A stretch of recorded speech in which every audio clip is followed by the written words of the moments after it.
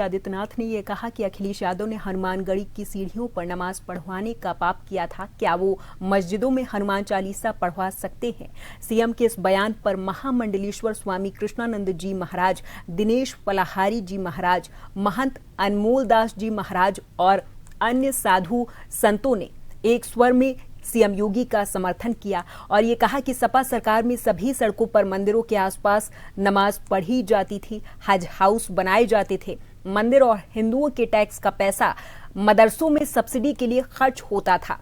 लेकिन जब से योगी जी की सरकार बनी तब से सभी साधु संत सनातनी बहुत खुश हैं।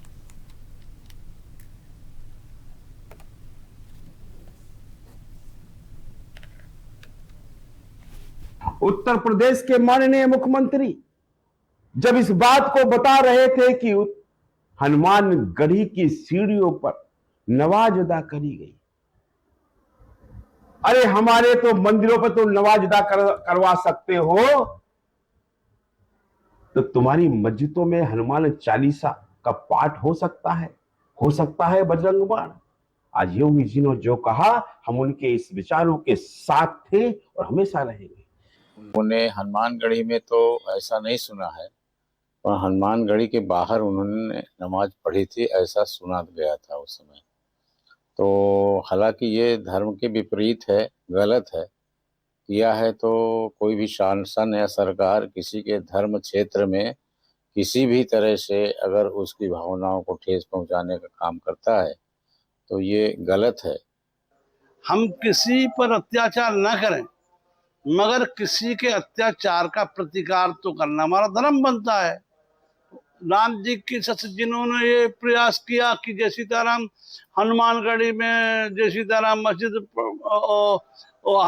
बनवाए, पढ़वाया, राम जी जय सीताराम नमाज पढ़वाई। अरे उनका चल जाए तो हनुमानगढ़ी में फिर मस्जिद बनवा देंगे। ये राम जी की रंगे हुए सियार हैं।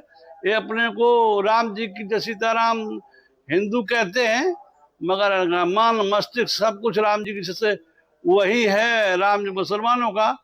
तो इनका तो चल जाए तो सब कुछ जय सीताराम फिर मंदिरों को मस्जिद बना देंगे। सम्माननीय हमारे मुख्यमंत्री जी ने जो भी कहा है सर्वथा उचित है, क्योंकि हिंदू जो है अतिथि देवो भव, सभी लोगों को अपनाता है, सभी का पूजन करता है, जो भी आता है उसको सम्मान देता है और कभी भी आक्रामक नहीं रहा है हिंदू। कहीं भी किसी भी मुस्लिम क्षेत्र में उन्होंने कभी ऐसा कुछ नहीं किया और वास्तव में हिंदुओं के क्षेत्र में इस प्रकार से करना सर्वथा अनुचित है।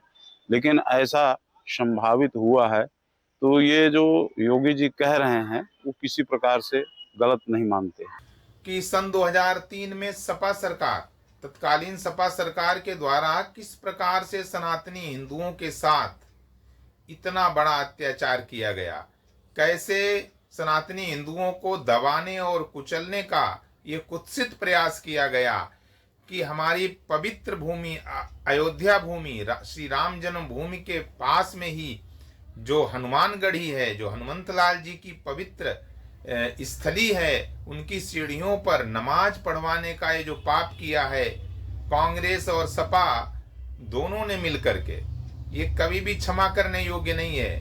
देखिए, मुख्यमंत्री जी ने सही कहा है। पहले तो हनुमानगढ़ी की सीढ़ियों पर भी नमाज पढ़ी जाती थी। जब से मुख्यमंत्री जी योगी जी आए तब स्थिति कंट्रोल में हुई है। पहले तो हज हाउस बनाया जाता था, मस्जिद मदरसे बनाए जाते थे, सारा पैसा विकास का इन्हीं मुस्लिम समाज के लोगों को दिया जाता था। लेकिन योगी जी ने स्थिति को संभाला है और जब से योगी जी आए तब से हम मंदिरों में हनुमान चालीसा पढ़ पाए हैं, अपने मठ मंदिरों की लड़ाई लड़ रहे हैं। और पहले तो स्थिति इतनी खराब थी कि हम अपने मंदिरों में भजन कीर्तन करने नहीं जा पाते थे। माननीय योगी आदित्यनाथ जी ने क्या गलत कहा? पहले हनुमानगढ़ी की सीढ़ियों पर नमाज पढ़ी गई। क्या जामा मस्जिद पर कोई हिंदू हनुमान चालीसा का पाठ कर सकता है? नहीं कर सकता।